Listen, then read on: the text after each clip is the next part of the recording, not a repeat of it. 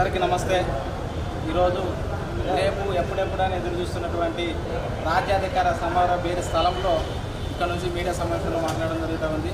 ఈరోజు ముఖ్యంగా దొడ్డు కొమరయ్య గారి వర్ధంతి సందర్భంగా వర్ధంతిని కూడా నిర్వహించుకోవడం జరిగింది తెలంగాణ రాజ్యాధికార పార్టీ తరఫున. ఇక్కడ నుంచి తెలంగాణ రాష్ట్రంలో ఉన్నటువంటి 90% ఎస్సీ ఎస్టీ బీసీ మైనార్టీ కలిగిన ప్రజలకు మేము పిలుపునిస్తూ ఉన్నాము. రేపు జరగబోయే రాజ్యాధికార సమర వేదికకి పెద్ద ఎత్తున తరలి రావాలి.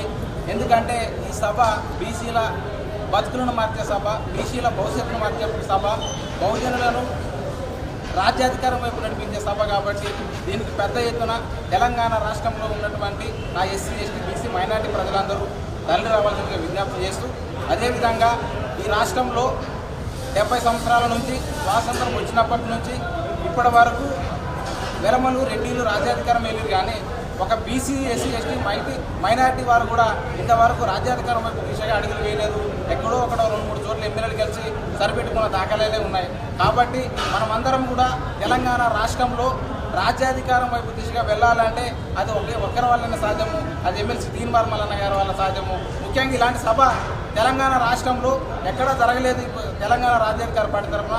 దీనికి అందుకే తెలంగాణ రాష్ట్రంలోని బహుజన వర్గాలు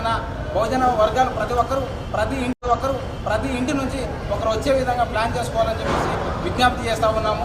మరి ముఖ్యంగా తెలంగాణ రాష్ట్రంలో ఎన్నో ఏళ్ళ నుంచి నిరుద్యోగులుగా బతుకుతున్న వారికి ఇంతవరకే ఉద్యోగాలు లేక నష్టపోతూ ఉంటే ఒకవైపు సీఎం రేవంత్ రెడ్డి గారు 5,000 పోస్టులు వేసి వాళ్ళని మభ్యపెడుతూ వాళ్ళకేమో కాంగ్రెస్ పార్టీ వేరుపడక ముందు అధికారం చేపట్టక ముందు 2-3 లక్షల ఉద్యోగాలు ఇస్తామని చెప్పి తీరా 5,000 పోస్టులతో, అదేవిధంగా ఈడబ్ల్యూఎస్ రిజర్వేషన్ తీసుకొని వచ్చి ఎస్సీ ఎస్టీ బీసీ మైనారిటీకి ఉద్యోగాలు రావాల్సిన వారిని వాళ్ళు అప్పర్ క్యాస్టులు ఎత్తుకపోవడం జరుగుతుంది. ఇలాంటి వాటిని ప్రశ్నించడానికే ఇలాంటి సభ నిర్వహించబోతున్నాం. కాబట్టి తెలంగాణలో ఉన్నటువంటి బహుజన వర్గాలందరూ పెద్ద ఎత్తున కథలు రావాలని మేము పిలుపునిస్తాము.